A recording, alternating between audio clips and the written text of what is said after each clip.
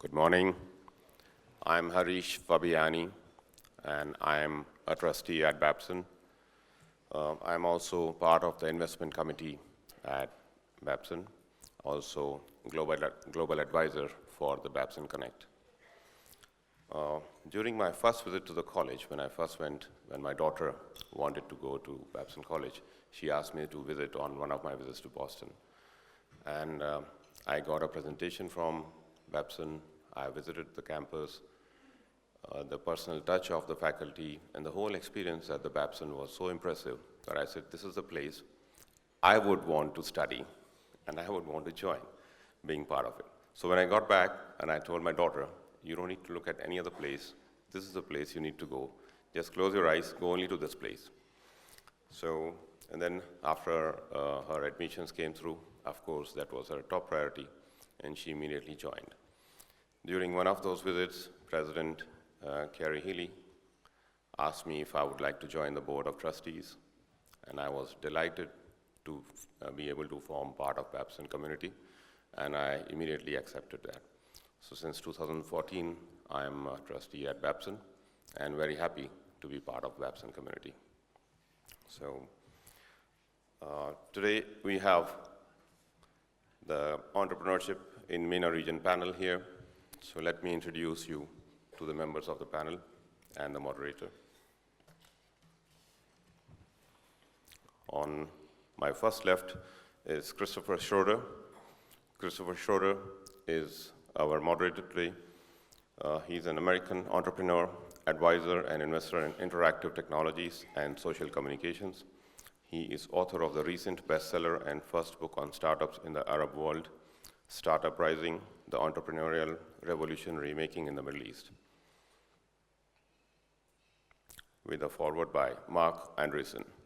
Schroeder was the CEO and publisher of Washington Post, Newsweek Interactive, and co-founder of the Silicon Valley venture capital-backed startup healthcentral.com, which he sold in 2012.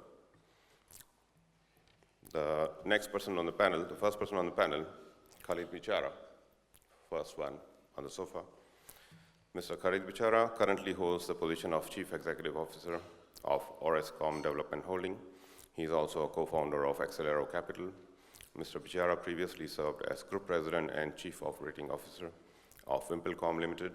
He was also Chief Executive Officer of Orascom Telecom Holding, as well as Chief Operating Officer of Wind Telecommunication SPA. The last person on the sofa, Mr. Karim Kohja. Mr. Karim Kohja started the telecom company called Roshan in Afghanistan, and he operates in many emerging markets today. Alexander Thompson in the middle. Alexander Thomson-Payan founded TGI, Thomson Group International, a holding and investment company focused on Africa, which has founded and built companies in telecommunications, electrics, telecom, mobile phone and airtime distribution, 7 Mobile, OEM mobile phone manufacturer, petroleum services, exceptional services, exceptional service and supply, hotel, Thompson House, and real estate development. Please give us a big hand of welcoming all the 3 panelists and the moderator. Over to you. Thank you very much. So this is actually a perfect follow-on to the conversation of Fadi in many ways, and picking up on a theme of Fadi, I just wanted to underscore that for all the doom and disaster that we see in the news every day, I really do believe in my heart this is one of the most extraordinary times in world history to be alive. I can't think of any time in history, frankly, that I would ever rather be alive than now. The macro data is on our side in this argument, and we are, despite many challenges, feeding each other more, we are killing each other less, and there are greater rises of middle class than any time, anywhere imaginable in world history. None of that is to say that there are not unbelievably difficult and terrible challenges that we face as well. But in some respects, that makes me even more hopeful still, as we'll talk about in this panel, because never have we had more tools in the hands of more people to begin to solve these problems bottom up in their own terms. And of course, I'm talking a lot about mobile. I can't tell you what Syria will look like in a year or what the ramifications of a flattening China will be in 3, but I can tell you with 100% certainty that by the end of this decade, 2/3 of humanity will be walking around with some kind of super device in their pockets. And as you know better than anyone, but all of you as users know as well, that's not just a nice new feature phone with better access to video. This is effectively in our hands all of the supercomputing power that all of NASA had in 1969 to put a man on the moon. And this means that we're going to be dealing with unprecedented opportunities and sharing ideas and problem solving, reaching new markets much easier and more cheaply, have essentially all of human knowledge at our fingertips essentially for free. And I think that it's just going to have a continuing and very, very powerful effect, I think, bettering societies everywhere. There's obviously a ways to go, but I think this is very much in progress. I really can't think of three men to talk about both the challenges and the opportunities here, because these are three men who have effectively built the infrastructure and the outlook and the opportunity that I've just described. And to get right into it, Khaled, I'd like to start with you if I could, and if I could bother you, because you've had this amazing career now for really almost decades in sort of the birthing of mobile in many ways. We go back to Wind and Orascom and obviously what you've been doing now. Could you just give us a little bit of a tour of the sort of the rise of mobile in the markets that you've seen? At what point did you start to realize this wasn't just a $15,000 device for rich people to play with, but in fact was unleashing something that was profound? And so if you wouldn't mind just for a few minutes, look back a little bit and tell your journey with the rise of all of this. So we started with mobile in '99, and we had our own internet company that I founded, and then Orascom invested in my company. At that point, they just bought Mobinil, which was the mobile operator in Egypt, and they had 80,000 customers. 80,000. And an 80 million population. And people were saying, okay, why did you buy this from the government? At 80,000, you maybe will double your customer base. You know, how many Egyptians can have mobile? How much was a device then, by the way? Do you remember? A few thousand dollars.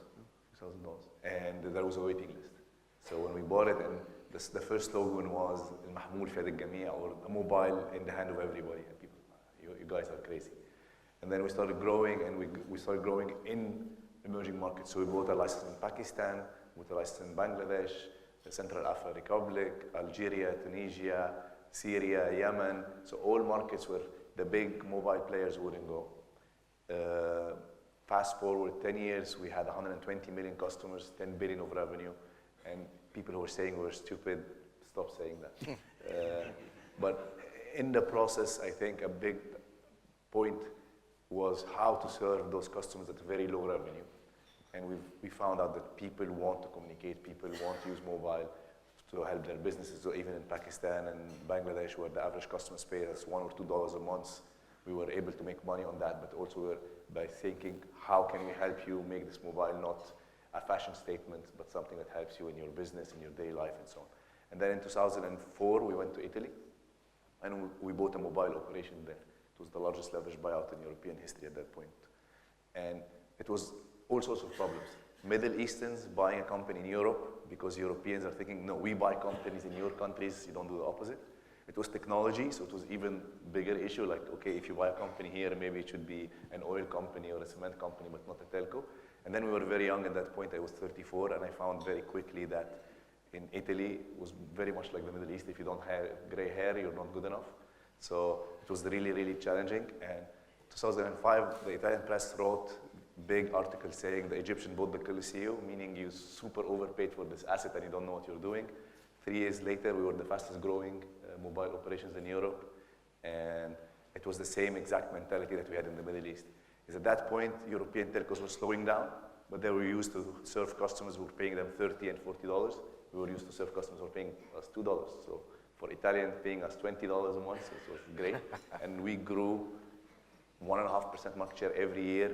We grew profitability from $1.3 billion to $2 billion in 4 years. But what we've learned throughout the world, that mobile was used exactly the same way, whether it's in Europe, whether in Asia or in Africa. It's a communication and social tool, but it's also a business tool. And if you can balance the quality of the service and ensure that the customer can leverage this tool to have a better life. So it's not a technology play as some big telcos would think, and the CTO would decide what to roll out, which service when. We didn't have that much money, so we had to roll out the services when we thought people will use them and at the price that we thought people would like. And that's why we were able to double our profitability in a non-growing market like it. So I think mobile was phenomenal. I tell you, the first time I met Naguib, who's the CEO of Orascom, he was saying, I'll build a global telco player, and I was 25. yeah, okay, whatever, just give me the money. He was buying my company. But we thought it would be big. We never thought it would be that big. And then when we merged with Wimpelcom, at the end, we were a group with 22 mobile operations around the world and 220 million customers. So to have a physical relationship and a billing relationship with 220 million people around the world, it was really an amazing experience. Every country we went into, the first thing people will tell you, the local CEO and the local team, the whole world is the same, but X is different. So Egypt is different, Pakistan is different, Russia is different, they're not. And the consumers were always the same. Different grades of innovation maybe, or different grades of advancement, but at the end of the day, it was very, very simple. So the behaviors are very much the same, and if I'm hearing you correctly, and I think Fadi suggested it also when he talked about Rawad, it's also across economic strata. This is a truly universal need, but also a kind of a universal use case. But having said that, countries are different. They're different both in terms of rule of law, they're different in what people can pay. And just, I mean, we could have an hour on this conversation alone, and we're certainly going to talk about it when we turn to your countries overall. But what was it like to navigate not only rolling out in multiple locations with these different top-down infrastructures, but also the fact that what people could pay for these services varied so widely in where you went? It was very important to understand that and to split the business into two. There is the core stuff, because basically if you're paying me $2 or you're paying me $200, you still have a tower cell, you still have to go to the core infrastructure and so on. And then finding ways to how to provide you the service at the right price. And we were probably the least nice buyer of the Cisco's and Huawei's and Ericsson's, because you had to go and tell them, look, if you want to get into these networks, you have to give me the right price. And I remember, like, even for BlackBerry, convincing BlackBerry to launch in Pakistan or in Egypt, pre-Apple, they were very arrogant and very slow. And they're like, why would I go there? Like, believe me, it would be a big market. But with time, it picked up. So it was very, very important to think how much the customer can pay and how can I provide the service with that price. Not the opposite way, where some of the people we bought that had 80,000 customers in Pakistan again, by the time we sold the business, it was 35 million. Because they said, the service will cost me 20, so I need to sell it to 22. We said the customer needs to pay 5, how can we provide the service at 4? And that was really the turning point for our business. We grew from 80,000 customers to 100 million customers in a physical business. It was not an over-the-top where you launch a website in 10 years. So, Order, I want to turn to Kohja. We're going to come back to data as an important thing, and access to data is an important theme here. But before I go to Kohja, what is your sort of typical, it's across the spectrum, but what's your average ARPU, revenue per user? Like, how low can you get and still do very successfully? We went as low as $1.50 in Bangladesh. $1.50 in Bangladesh, unbelievable. I mean, that actually even sounds cheaper than what you have to do, is that right? We have a few additional problems. Talk about Afghanistan, and if you wouldn't mind for a moment, just a little bit of a personal story. You woke up one day and said, I have a great idea. I'm going to build a mobile company in Afghanistan. So he has to thank me, because I started one of his best companies in Pakistan called Mobilink. Yeah. So I was founder of Mobilink, and then I worked in Europe, started in Poland after the fall of the wall, built the first GSM operation there. And then mine is a faith-based thing. I'm a follower of His Highness the Aga Khan, and the Aga Khan Development Network is a non-denominational, non-profit organization, but we have an interesting model, because when you go into a post-conflict environment to help people, you go and give them the fish. But if you don't then teach them how to fish, it's not sustainable, and you take away their respect because they become dependent. So our model is we then create a for-profit organization that creates jobs. And I think Fadi hinted to that's where you have to focus, and it's private enterprise that has to drive that. So the model we used in Afghanistan post-conflict was we went in with alternative livelihood, health, education, in a country that was, the need far outstripped the delivery capability. So I went to Afghanistan for 3 months as an advisor. 14 years later, we have 7 million customers. Our ARPU is not at 2, it's about $4. So it shows that even the poorest people in the world need to use communications. Our approach is one of a social development type entrepreneurship. So we recognized that not only are you providing a basic service. So I'll give an example. When I went to my board with the first business plan I put together for Afghanistan, it was 150,000 subscribers with a $50 million investment. Okay, and imagine trying to convince the likes of Monaco Telecom and MCT Corps and the Aga Khan Group to say, put up $50 million in Afghanistan when nobody wanted to go there. I remember 3 months before launch, we put out an ad in the newspaper saying that we are going to launch a service. And that was a mistake because nobody reads. 70% of our clients don't read or write. So it was a waste of money. But then we put it out on radio.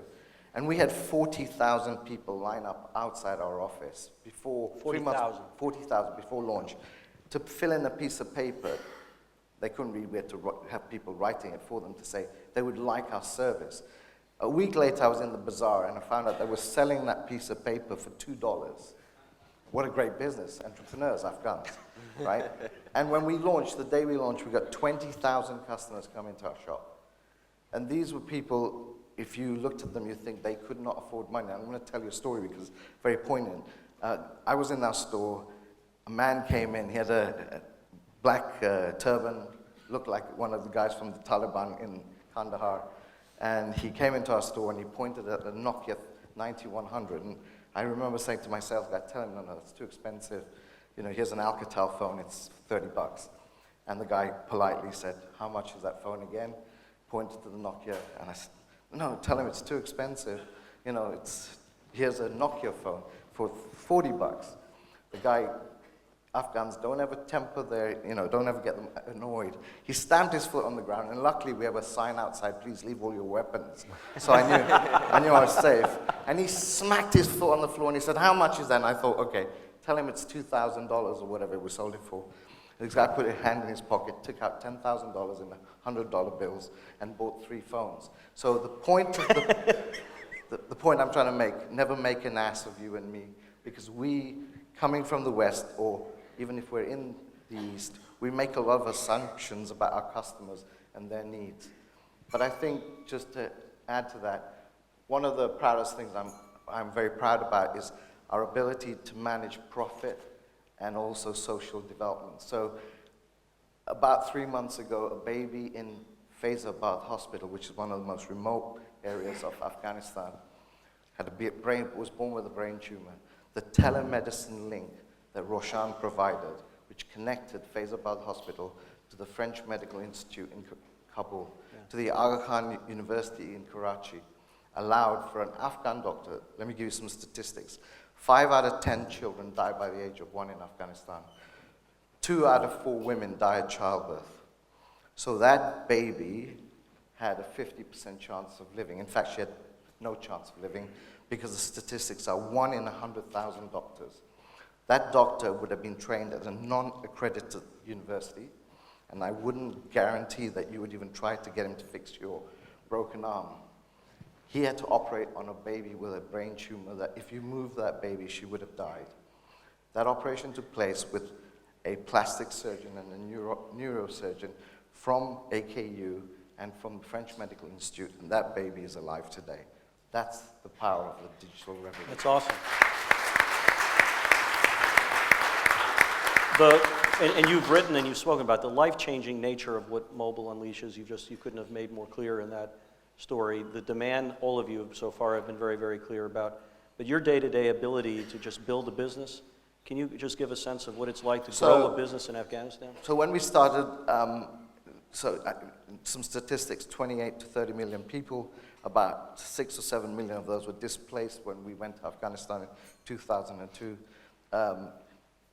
10 years of no education. Women had no education whatsoever.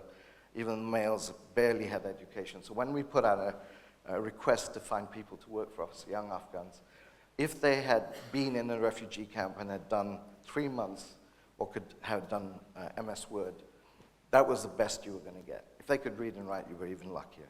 So that was one of the challenges, human capacity. The second problem was everywhere you went, we were nationwide licensed. If you took all the landmines in the world and you added them together, we had more landmines in Afghanistan when I started this business than anywhere else in the world. So everywhere you went, you literally had to demine or be careful that you weren't going to blow yourself up. You go through Afghanistan, even today, we are the largest private utility. There is no electricity. Only 30% of Kabul has electricity.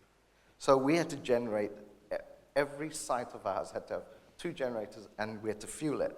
Now, that's okay in Kabul, that's okay in Herat, But let me take you to Spin Boldak. Let me take you to Musa Qala, where the war is going on today, or Kunduz, 2 months ago when the Taliban took it over. How do you get fuel to those sites? Those are some of the challenges I have daily. Every day we have 160 of our sites either switched off, blown up, or disrupted by the Taliban, as I speak today. Often we would get our staff being kidnapped by the Taliban. Now our policy is we don't pay any bribes and we don't pay for kidnap. So 10 years of perseverance, and I'm going to tell you another story. 2 weeks ago, one of my staff got taken in Kandahar by the Taliban. They looked at his badge, saw it was Roshan. They called our security control office and said, does this person work for Roshan? I said, yes. And they released him. Wow. And I asked my security guys, why do you think they released our guys? And they said, one of the Taliban commanders told me, it costs them more money to keep them and feed them because they know we're never going to pay them anything, so they release them. They give them 2 hours induction training and then they release them. But it takes 10 years of pain where you risk potentially losing one of your staff. Yeah. So those are the daily challenges. Last week I was in Kabul, 300 meters away from where I was driving, a bomb went off. Luckily I was in an armored vehicle, my car jumped. So I throw the dice every day. Yeah. I have to be careful that our 1,000 staff are safe. But what have we done? We've created 30,000 jobs in the private sector. 30,000 jobs that don't depend on $10 billion of white powder. We've created legitimacy, we've created a middle class, and we have young, bright Afghans today who can go and work anywhere in the world and be the best in the world. This is a wonderful, amazing story. And a lot of these stories we're hearing, I think, challenge with the narrative bias of many people who just don't think of not only about the worlds that are coming, but how to think about these regions. And frankly, a perfect case in point, at least from the West, is Africa. I mean, first of all, most people from the West think of Africa as one thing and have no idea the distances and complexity even within short times. And the second thing, and I can tell you this, even in Silicon Valley, I ask people, what is the largest mobile payment country on earth in aggregate dollars, not in per capita dollars, and almost nobody can name Kenya. And obviously now this is expanding out, the M-Pesa experiment and things like it, and mobile payments across Africa is becoming an amazing leapfrog opportunity for these societies as they're taking hold of their futures in powerful ways. Okay, well and said and done. But Angola, really? Can you tell us a little bit about why you decided that this was the opportunity for you to begin and then expanding to some other markets in Africa? Yeah, Angola I was actually taken there by a fellow Babson graduate from my class. I was going to check it out. Yeah, your class of 06? 06, yeah. And it's really Africa in general, I think, is the last frontier of the world, and Angola is a very specifically interesting country because it's just came out of 45 years of civil war, which ended in 2002, so it's a 13-year-old country, which means it got left in the 1960s, so they need absolutely everything. They're now battling with Nigeria to be the leading producer of petroleum in the industry, doing 2 million barrels a day. So they need everything, they have the cash to pay for it, and nobody's there, So the economical equation of risk versus return is kind of distorted because the perceived risk is much greater than the actual risk, and the returns are amazing because you have no competition. And we entered the market doing mobile phone distribution, which around the world is a 2% margin business, and for the first 5 years we were averaging 80% margin. How is that possible? Truly? No competition. Just no competition. Yeah. So is that all in pricing, or were you also unbelievable in your cost? How did that all area out? Well, when I was in Babson, actually, I lived in China for about 1.5 years, opened the outsourcing company there, which allowed us to come in with tremendously low pricing. Where Roshan actually just blew me out of the water when he told me his pricing, but we're manufacturing today smartphones for $20. We're doing feature phones for under $7. So and that allows, when you're going into markets when 92% of the market is living under $2 a day, you got to be looking into that, and that's when we came out and created our own our own brand, because we just saw the Samsungs and these guys are kept on going higher and higher end, and I'm like, guys, we need to go lower end, more accessible. So yeah, as I said, I think it's the last frontier of the world, and the beautiful thing about it is, you mentioned that there's a chance to leapfrog, and what happens is you have the huge telecom players like Verizon in the US, which are still using, they're advancing, but they're investing on CDMA technology, where you have guys like Roshan who are going in with 4G technology off the bat, Right. which allows, just this amazing, the newest technology and LTE technology for the African market. When you think about technology advancements, and in particular, because it seems to be a problem in some of the markets you're talking about, but maybe it's not as big of a problem that I want, data and data access affordably. You guys have gotten brilliant at getting device prices down, though I hear there's an Android phone now coming out at $25, which will be interesting to watch. But you're getting pricing down, you know your market, you understand it in very interesting ways, but data is data. And could each of you just talk about the challenge of getting data affordable and how you think this is playing out now, and what are the obstacles to it? Khaled, you want to start? Sure. I think the issue on data is no matter how good your projections are, you're always wrong. So people always consume more data than you think they're going to consume. Yeah. And then there are two, I would say, sets of challenges in data. The basic challenges or physics challenges or technology challenges, so that stuff we all have to fix, and what I would call self-imposed challenges. And I would identify our part of the world, the Middle East, with a lot of, Pakistan included, a lot of self-inflicted challenges, meaning our governments are putting very high data tariffs because the incumbent telco is owned by the government, and I see this as the easiest way to make money. So the cost to connect 10 gig in the US is much lower than to connect 100 meg in Egypt, for example. And that's a cost you have to pass to the consumer. Yes. I think like Fadi was saying, and I think all the team here will agree, if the government have a longer view, not below their feet, but 2 steps ahead, they understand that I can give up that money and make much, much more in taxes and in startups and in the ecosystem by supporting the people. So there is a technological challenge, and I think that's the same for that part of the world or anywhere else, where how can you push so much data through the air and density and so on. And that's harder to fix, and I don't think we can fix here.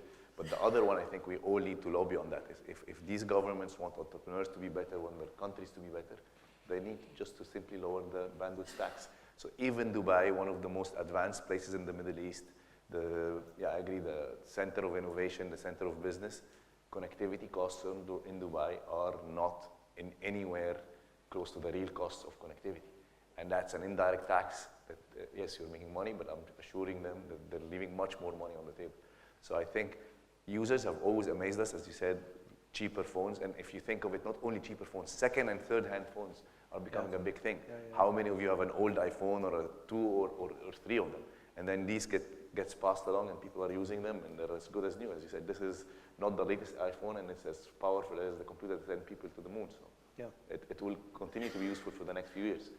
But then the cost is not in the handset anymore, or that's not the challenge. The challenge is in the connectivity, and part of it is the network, but a bigger part of it is the government tax, as I call it, because they are very short-sighted and I think they need to change. So both Roshan and Alex, I assume government is also one of the issues in cost, but on the other hand, and please tell me if I'm wrong, I would just think that even infrastructure and fiber and other things are still not what you need to be. So can you talk about the differences in your markets in terms of getting folks connected with data? But both of you, please. Yeah, it's, at least in Angola specifically, you have just all the duties, as he was saying, are tremendous, and a minute locally there is 21 cents. 21 cents. Yeah, that's just a minute. So data is also skyrocketing. I'm in a different position than both of them because I actually sell to the operator, so I sell to these guys, so I should be giving these guys business cards. But the fact is, you have players like Facebook now, which in Angola is offering free data, which I think is going to really start disrupting the market. And now Google's going up with their balloons, which I think will be very disruptive. And as he said, much more than, you're going to see economies develop much more just out of communication. You hear the stories of the farmer that is in the farm, in the fields, that now can communicate via text message with the guy in the marketplace, so that the guy that just owns a truck isn't taking the 4 times margin and feeding, paying those guys pennies. That kind of communication is going to allow economies to grow so much more and have a lot more impact than, the government thinking that we can take a 20% tax on each bit of data that we're selling. I want to come back to Facebook and the loon balloons in a moment, but just a little bit on your... So from our standpoint, we have a government that's bankrupt. Yeah. We're the largest taxpayer today. Roshan alone pays 6% of the Afghan budget. Last year we paid $120 million in tax. As in most governments, the state-owned enterprise, the government will always try and favor the state-owned enterprise. So in the last 3 years, instead of having a level playing field, well, we have 5 major operators in Afghanistan where the market economy was working extremely well. By the way, our price per minute on net is almost 0. Our price for data is 3 cents per meg. So one of our challenges, like as you said, is this external challenge of don't give away all you can eat, but you limit bandwidth, but our data's growing. So SMS has gone to 0, and I'll come to that about WhatsApp. Facebook is taking over. They paid not a cent, they've not invested a cent, yet they marginalize our revenue. And so our challenge is how do we have to pay, to take a data bit from a Google cache machine in Palo Alto or the West Coast, the East Coast of the United States, or wherever they cache, or a Facebook page. We have invested $650 million in the ground in towers and 3G and now 4G. We have to pay the state for building the fiber optic because we were banned from doing it, where they got free money from the World Bank, and they didn't pay a license fee, and we get taxed 26% on every cent of revenue that the customer pays us. They don't, their customers don't get that tax. So what happens is that we are constrained because the backbone, the fiber backbone that they build, goes down every single day, 4 times a day. So our customer experience goes down. So what happens is we get challenged with the brand issue, they don't. So that's a challenge we have, and we're working through that as an industry to look at ways of building our own fiber. Number 2, our data revenues, when you look at SMS, which used to be part of data, is gone to 0. Once upon a time, we used to earn $2 or $3 million a month.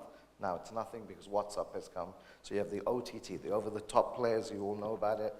I wish Dubai would find them and allow them because we don't have a choice. So we've lost revenue there. Then the thing that drives Facebook, and here's a regulatory challenge, when there's an election or there's an attack, the government authorities will stop us from allowing people to access Facebook or Google. They will block, we have to block our sites. Yeah. So that's a privacy and a social democracy challenge. And I don't want to go there because that's beyond my scope, but you can understand some of the issues that that presents. Let me, if I could, though, ask you each about the Facebook thing, because, again, American press is not great on these regions. American press isn't even great about its own backyard in many cases. And I think Facebook's announcement, particularly in India, though that they've been doing this, Egypt and other countries already, which was the quote-unquote offer free connectivity to the next billion to people who are not there. I mean, at one level you say, how can you have a problem with that? I actually realized just recently that I misunderstood what it was. I had a sense that Facebook's drone technology was up there and they were actually flying birds and delivering broadband, and that's years away. What effectively they have been doing is not end-running carriers.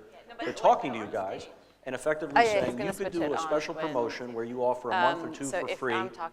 We will offer a special light, first data, free access to Facebook. And after that period of time, if people want to come in or can afford to come in, you'll bring new customers in. Facebook will benefit, but have to compete with the rest of the web. You guys will have new customers. This is actually a win-win. It will get more users on. It will be good for you as a free promotion. And it's certainly good for Facebook and the great juggernaut that they're building. First of all, is my synopsis correct? And if so, why isn't this a wonderful thing? I think it's set up a bit differently. Negotiations, usually negotiation, which I'm sure you'll tell a bit more about, between the operator and Facebook, in which Facebook kind of convinces the operator that if the user starts getting onto Facebook and using it the free without video, without certain heavy data traffic things, they will begin using data more. So because they'll be comfortable with it, they'll learn how to use it, etc. And they put, they say Facebook and then a couple public services, at least in Angola, that's how it is. They have Facebook and you can access the government sites as well. And, you know, once again, I think that it's not for the guys in the business, it's not such a great thing, and I don't know how it'll affect in the long run, especially when their ultimate plan is to just give free data. But, you know, I think it's definitely, once again, just causing connectivity, getting people to communicate more, which I think is overall. Has it driven connectivity in Angola? For sure. Can you even give us a sense of an order of magnitude? No. I'm sorry, I cannot have What do you think? Well, what's Facebook up to here? Why isn't it helpful to help the next billion become engaged? It's there are two things. The network they're hoping they will deliver, and that's not there yet. The other one is basically a freemium. It's like even Dropbox or whatever you go with the free services, you're like you should pay more. But even for the Dropbox premium, Dropbox pays for the free service. Then if you want more, you pay them to get the money. On this angle, they want the operator to pay for the free service, they get the advertising. So it's not such a huge leap as it's projected in the press. The network is definitely much bigger in Delhi. I think the network is again working around a very high cost of local management. And if the governments fix that, then you won't need the Google or Facebook, except for pay which you get it. It's very similar to, like, if you remember the Florida phones and Motorola when they had the satellite phones. Yeah. So the only way you could use one phone in multiple parts of the world is send so many satellites and spend hundreds of billions of dollars. And then a software guy came along and said, okay, why should we do that? That's wrong. Suddenly your phone, when you go to another country, I have the software that allow you to log in on other networks, and all those hundreds of millions went away. Because it's not very good. Once when you switch your jet or in a boat or whatever. So I think it's the same. I think the solution to internet access is not going to be working around the government, but this would be good to put pressure on them to allow the internet gateways in closed markets to open up. So we've spent, Sorry, no, go I ahead. thought of something that's really interesting to how we've used that actually, which is that with our brand, we've actually turned around and used Facebook to start marketing. And it's amazing. My guys were giving me some reports the other day, and I think it was $180 they spent on a Facebook campaign, and they reached 700,000 people in Luanda City. You know, which is, think about the cost that it costs now, and that's just allowing you to get your brands out and get companies out and enter these markets in a very impactful way. Which is a perfect lead, because we spent a lot of time on sort of the history of mobile, which is important in the infrastructure and opportunity, and a little bit of what's coming.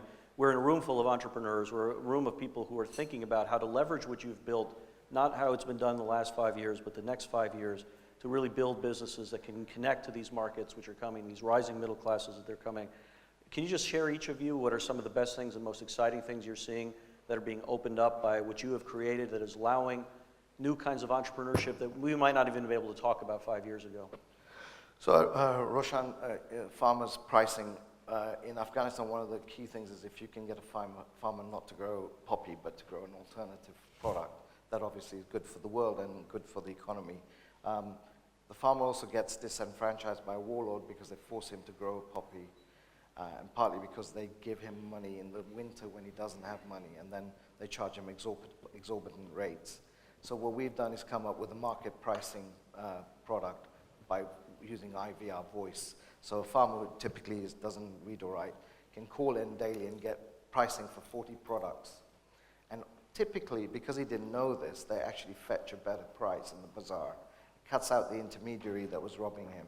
And we also created a closed user group amongst other farmers so they can call each other free of charge. So when they go to the market on a Friday, they all are selling at the same price to the purchaser.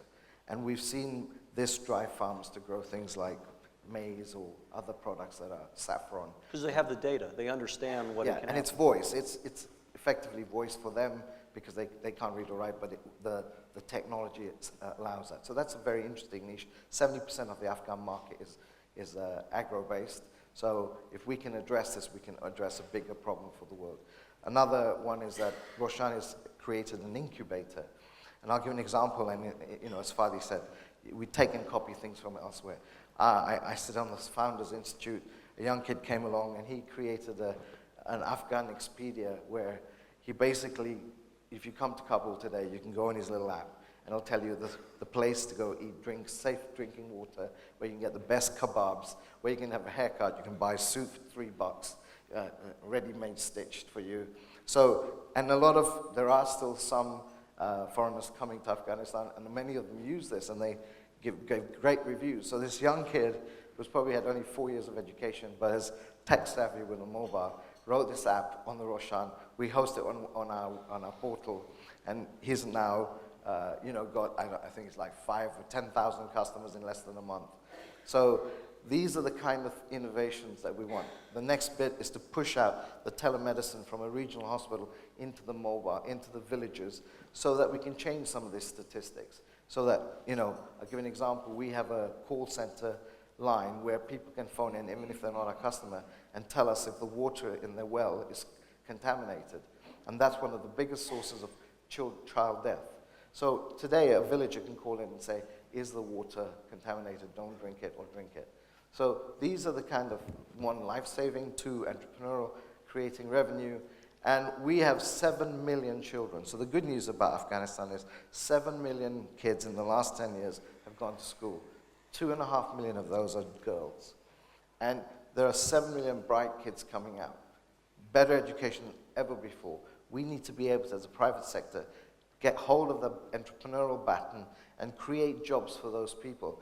I can't create 7 million jobs at Roshan, but what I can do is enable those people to be entrepreneurs, To create create small businesses.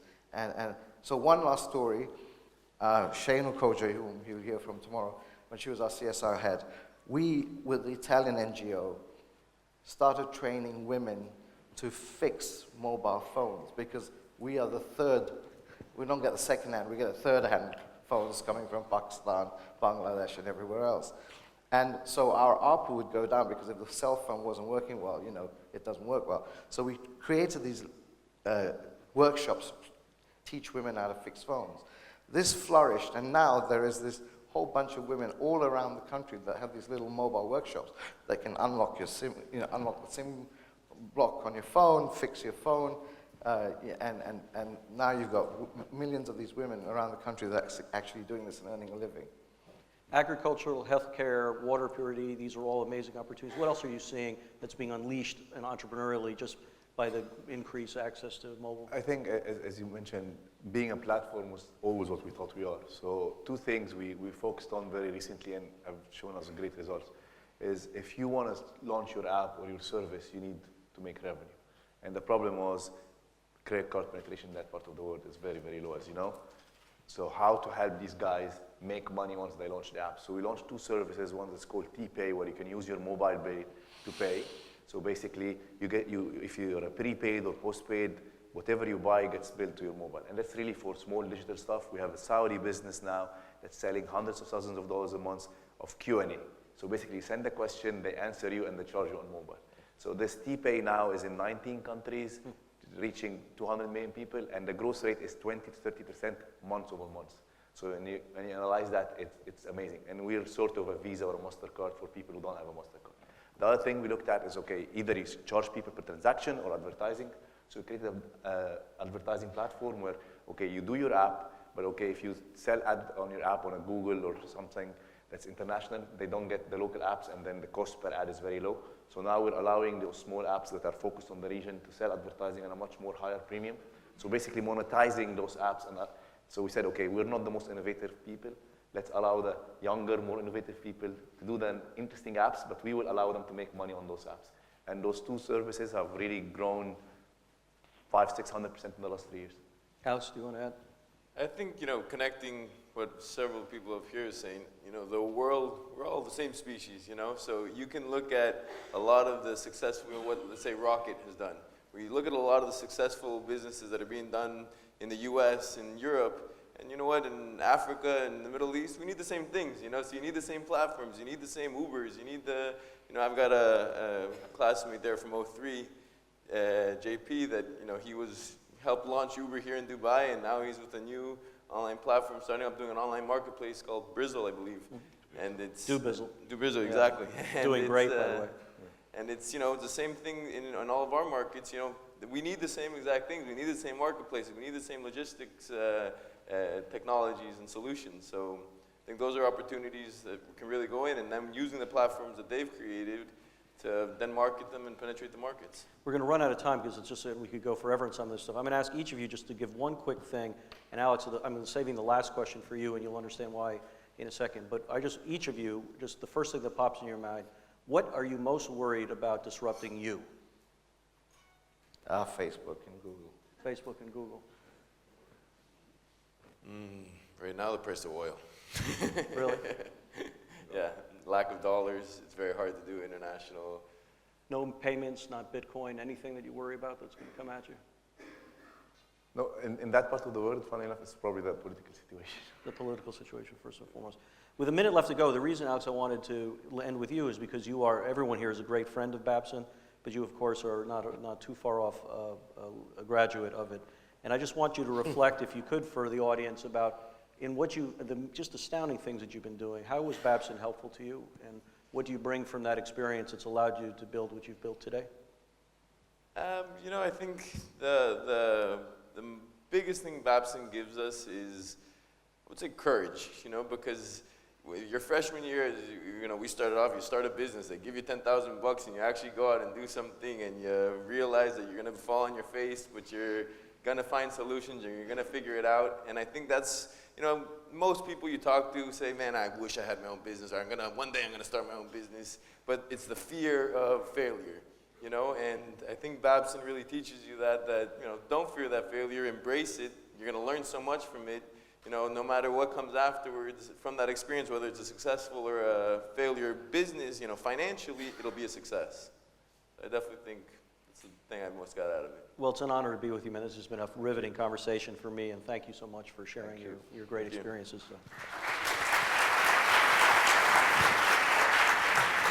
Nice to